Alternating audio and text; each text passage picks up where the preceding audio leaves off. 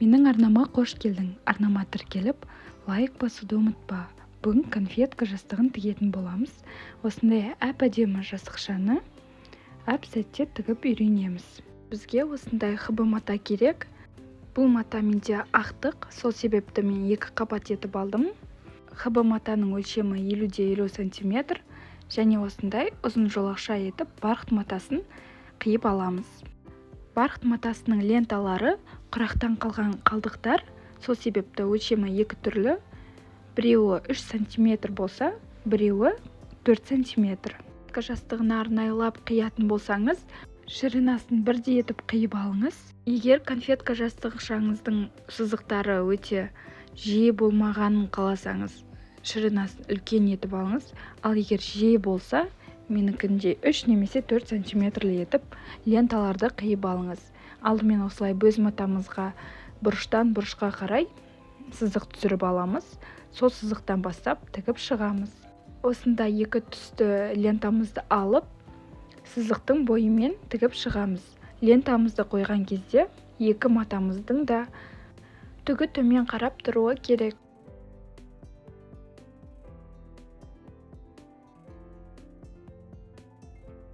Сызықтың бойымен түп-түзу етіп тігіс түсіріп шығамыз.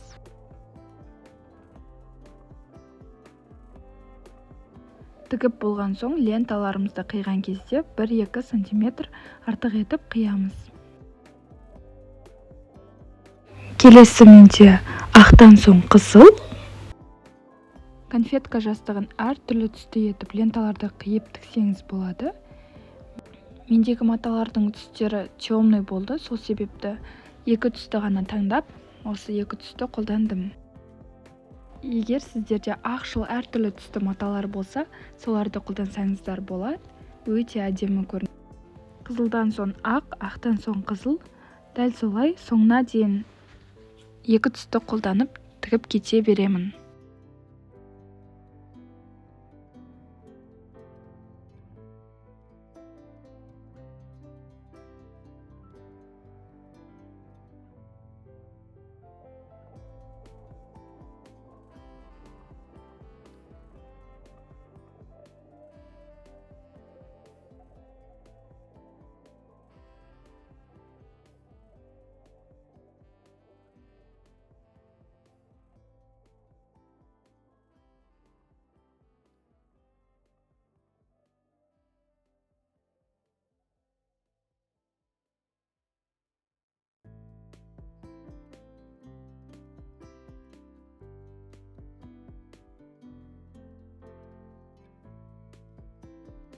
Хыбы матамыздың тең жартысын тігіп болдым. Тең жартысын осылай үстіне мата қойып, үтіктеп аламыз. Үстіне мата қойып үтіктемесеңіздер, барқыт матасы өте жаман болып қалады. Осылай матамызды терісінен артық шетін қиып тастаймыз.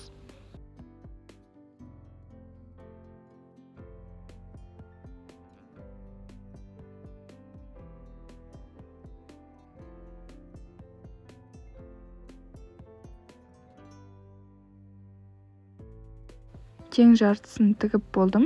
Енді дәл солай келесі жартысын да солай тігіп шығамыз. Екінші жартысын тіккен кезде лентамыздың түгі бірінші жартысын тіккендегідей орналасуы керек. Жалпы айтқым келгені, ленталардың түктері барлығы бірдей болуы керек, түгі төмен қарап тұруы керек. Матамыздың ұшына дейін ленталарымызды тігіп шығамыз.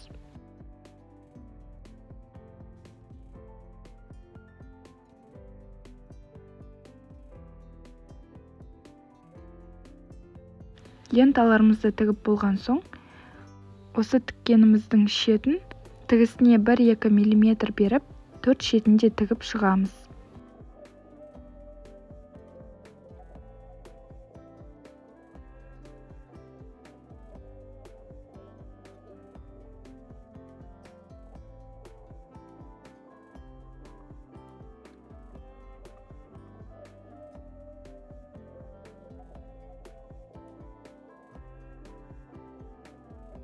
Төрт шетін қосып тігіп шықтым. Енді артық шеттерін қиып тастаймыз.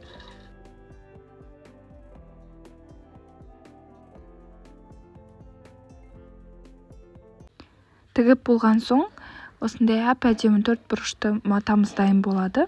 Қалай бүктесеңіз де өз еркіңіз, оң жағынан да және екінші жағынан да бүктесеңіздер де осындай әдемі узор шығады.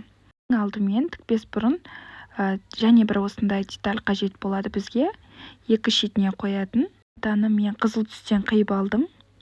Бұның ұзындығы 50 см, ал биіктігі 30 см. Солай екінші шетіне де қиып алдым.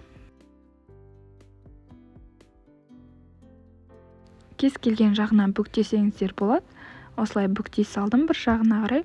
Екі шетін қосып 1 см тігісіне беріп, тігіп шығамыз.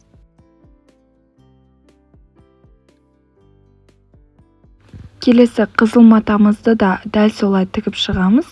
Екеуін де бірдей етіп тігіп аламыз.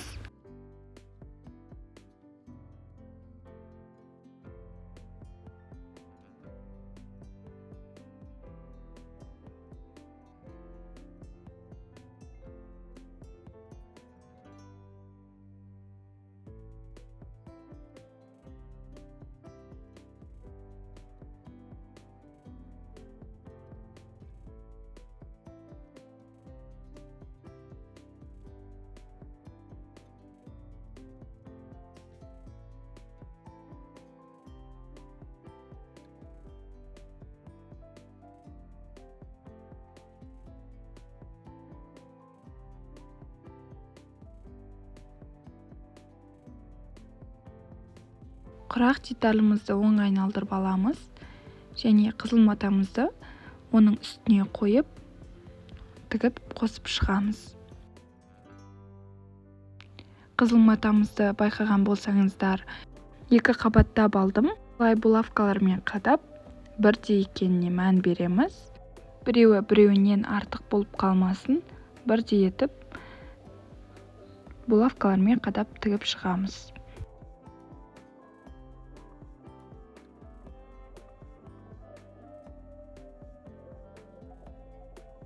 Екіншісінде дәл солай матамызды оң бетін айналдырып, екі шетін қосып шығамыз. Құрақ деталіміз бен осы қызыл тігетін деталіміздің тігістері бір-біріне келуі керек.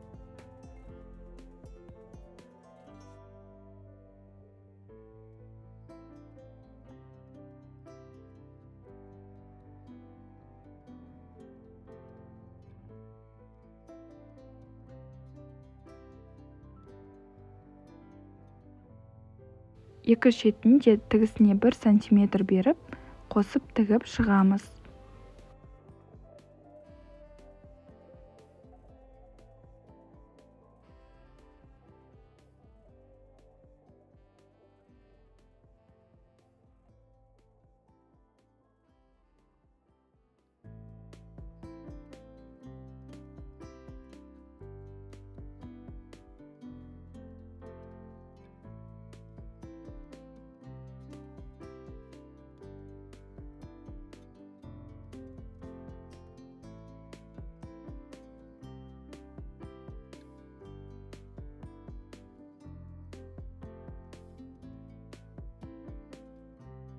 Әп-әдемі болып шығып жатыр.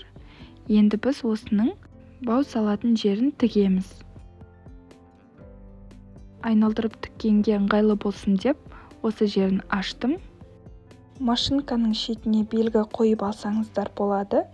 Шетінен есептегенде 4-5 см өлшеп, сызып тіксеңіздер де болады. Мен осылай машинканың шетіне белгі қойып, сол сызықтың бойымен бірдей етіп тігіп алдым. Осы тіккенімізді дәл солай екінші шетіне де тігіп шығамыз. Тігіп болған соң, дәл осындай сызықты сол жағына қарай жылжытып тігіп шығамыз. Жалпы екі сызықтың арасы 2 см болуы керек. Осы екі сызықтың ортасынан бау өтетін болады.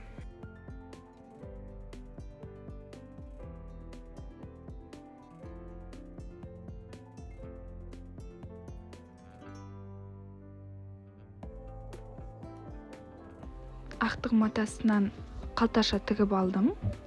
Осыны мен енді холофайдермен толтырып шығамын.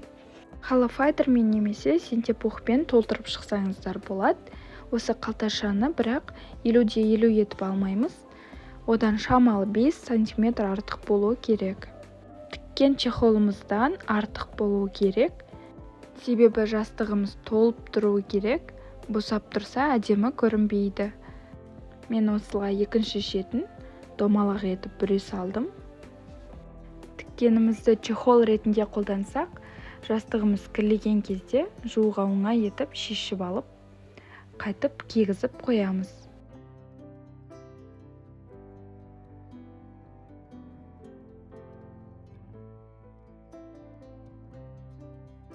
Енді чехолымыздың ішіне жастығымызды саламыз.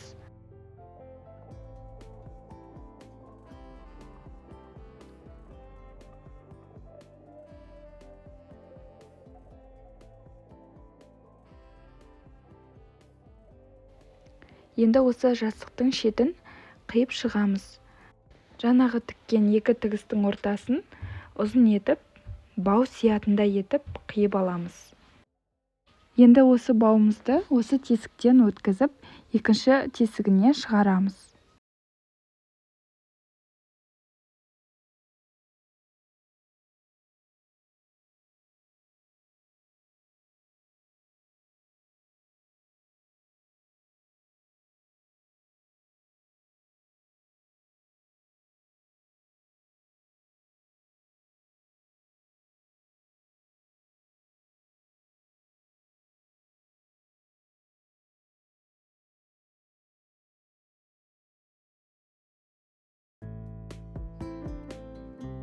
Мен негізі жіпті инеге өткізіп, баудың ұшынан 1-2 рет тігіп, инемен айналдырып алғанмын.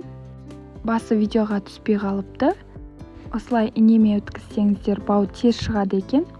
Енді бауымызды қатты түйіп, тартып байлаймыз. Баудың өлшемін өздеріңіз қалағанша алыңыздар. Мен байлайтындай етіп те ұзындау етіп алдым. Бұл маңызды жері болғандықтан жақсылап қатты тартып байлаймыз. Және бауымыздың шетін де бір орап түйіп аламыз. Себебі бауымыздың шеті сетінеп шығып кетуі мүмкін. Немесе ыстық клеймен клейлеп алсаңыздар да болады. Екінші шетін де дәл солай қатты байлап түйіп шығамыз.